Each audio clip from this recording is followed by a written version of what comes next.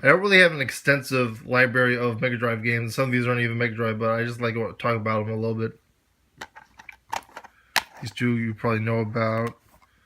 Uh, First off, this is a repro, Robo Alest. For folks familiar with Musha and Alest for Sega CD, this is Robo Alest. This is a repro. It's really cool, the cinematic scenes. I don't know if it's the best shooter of all time. You have to debate that with. I'm not good at the jet railers, and although like I do observe some things with like Xevious and Centipede and stuff, which distinguish why that one's better than the other, game design wise. However, this is really cool, good repro, love the cinematics. It's a really good game. It was the best game, I don't know, but really cool, really fun, really tough, old school gaming, but not Atari old school. Again, this is a repro, but it's really cool to have. Just be part of history and try and beat stuff with. This is also significant with Mega Drive fans. Double Dragon The Revenge 2 for the Mega Drive. If you're familiar with it, you know that this only came out in Japan. This is a port of the arcade version, very faithful port, compared to the more popular Nintendo version.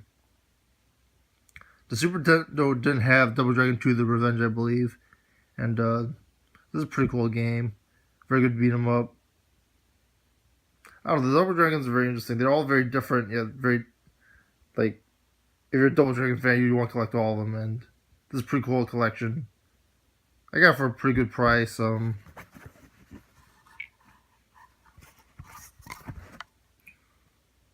a tear somewhere, I forget where, but partially the reason I got it for a good price was because the label wasn't perfect, but I was willing to take it.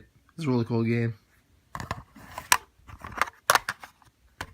Last Battle. If you know anything about this game, you'll notice that the main character is Hochuno Ken's Kenshiro, that Bruce Lee inspired guy who makes people's heads explode.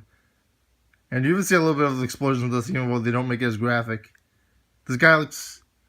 I'm certain that has the Road Warrior armor. I mean, Hochuno Ken was partially inspired by Max Scaldi, or however you say his name, Mad Max, with the shoulder blades and stuff. Not to mention Stallone with the haircut and the 80s action guys. Like Bruce Lee with the hayas and stuff. If you play this game, you pretty much know it's Hochuno Ken. Like, they just renamed it Last Battle, even though it's obviously Hochuno Ken based on the graphics and the image they did. Like, if it was 8-bit, they probably would have gone away with it, but this is basically Hochuno Ken. Finally, I'd like to discuss Sonic 1 and Sonic 2. Very important in the history of the Mega Drive because they weren't released with the Mega Drive. Sega of America was responsible for the whole Sonic mascot thing to compete with Mario. You know, the Nintendo. Sega does what Nintendo don't thing. And Sega